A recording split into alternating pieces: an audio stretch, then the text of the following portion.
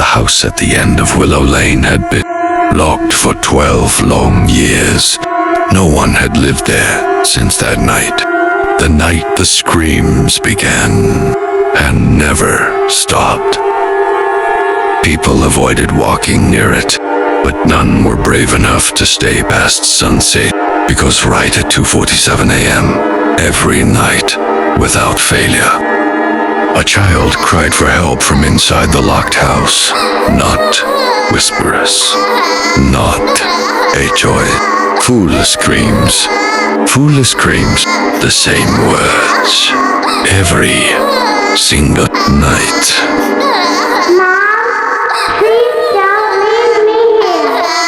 Yet the house was sealed from the inside. Every window bolted, every door padlocked. Even the police had stopped trying to explain it. But everything changed when Ethan Grant, a paranormal investigator known for exposing fake hauntings, arrived in town. He didn't believe in ghosts. He believed in evidence. And this house, this was the one mystery he wanted to crack more than anything. Ethan set up his equipment across the street. A thermal camera, an EMF detector, motion sensors, and a tripod pointed straight at the front door of the house. The neighborhood was quiet. At exactly 2:47 a.m., the temperature dropped so suddenly that Ethan could see his breath, even though it was summer, and then he heard it. A scream, the kind that tears through your bones. Mom, help me. The windows rattled violently. His EMF detector jumped to Maxima. The thermal camera picked up something moving inside. Something the shape of a small child. But here was the terrifying part. There was no heat signature, just a shadow that seemed to be crawling across the floor. The house was supposed to be empty, dead. Yet something inside was alive, and it knew Ethan was watching, because suddenly the shadow turned toward the window and stood completely still, staring straight at him through the glass. Ethan froze, his heartbeat hammered. The shadow slowly raised its hand, and a locked window bunged from inside. Ethan stumbled back, dropping his recorder. Nobody else heard it. Only him. The next morning, Ethan visited the sheriff's office. Sheriff Collins, didn't he? 1 too tall, but Ethan persisted until the old man finally sighed. 12 years ago, he began. A woman named Laura Jenkins lived there with her 80-year-old son, Michael. Ethan listened carefully. One night, she called 911, screaming that someone was in her house. Someone trying to take her son. When we arrived, the door was locked from the inside. We broke it open, and his son asked. The sheriff stared at him for a long moment. The mother was lying on the floor, dead.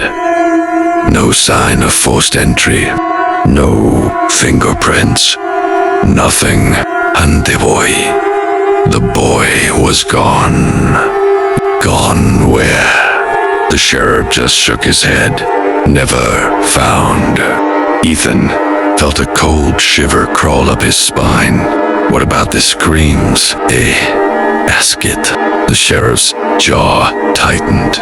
That's why we locked the house.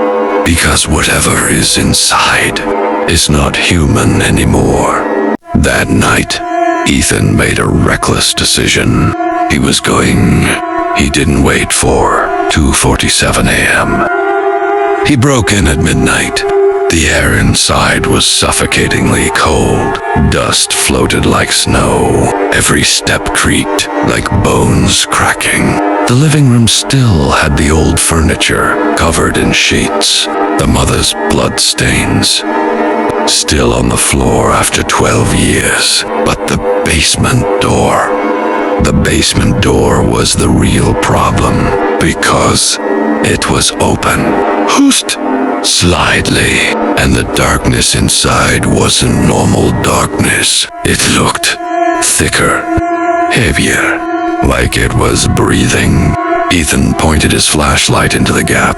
Something moved. A whisper followed, soft, trembling from a child's voice. Are you here to help me? Ethan's lungs froze. Michael, he whispered. The voice answered instantly. She left me here. She closed the door on me. Please don't leave me alone. Ethan took a single step toward the basement, but then a hand shot out of the darkness. Not a child's hand. A long, gray, rotten hand grabbed Ethan's boot. Ethan kicked violently and broke free. He bolted away from the basement door, slamming it shut. Something slammed back from the inside. Once, twice, harder. The whole house shook. Then, silence. Ethan didn't sleep that night. The following day, Ethan dug through old reports. Something didn't match. The mother's body, the position she died in, the way she was found. It didn't look like murder. It looked like she was trying to block the basement door, not someone breaking in. Someone trying to break out. The boy didn't go missing. He was never taken. He was trapped, locked inside. And then Ethan's blood ran cold. If the boy died in that basement, if something else took his place, then what was screaming every night? Ethan returned to the house one last time. This time, he placed cameras inside. One in the living room, one in the hallway, one facing the basement door. Then white. At 2:46 a.m., he heard footsteps upstairs. Small, quick, running back and forth. At 2:47 a.m., every camera flickered, and then the basement door swung open on its own. A child stepped out. A little boy, barefoot, head down, skin pale, clothes torn. He whispered, "Mom." Ethan whispered back, trembling, "Michael." The boy slowly raised his head. His eyes were gone. Just black, empty holes. His mouth ripped open, too wide to be human. He screamed so violently the walls cracked. Ethan staggered backward. The boy whispered, "You came to help, so now you stay with me." The house door slammed shut. All cameras shut off. Outside, neighbors woke to two voices screaming inside the locked house. A child's and an adult man's. The next morning, Ethan was gone. His equipment still sat outside, recording nothing but static. The house remains locked today, and every night at 2:47 a.m., two voices scream now.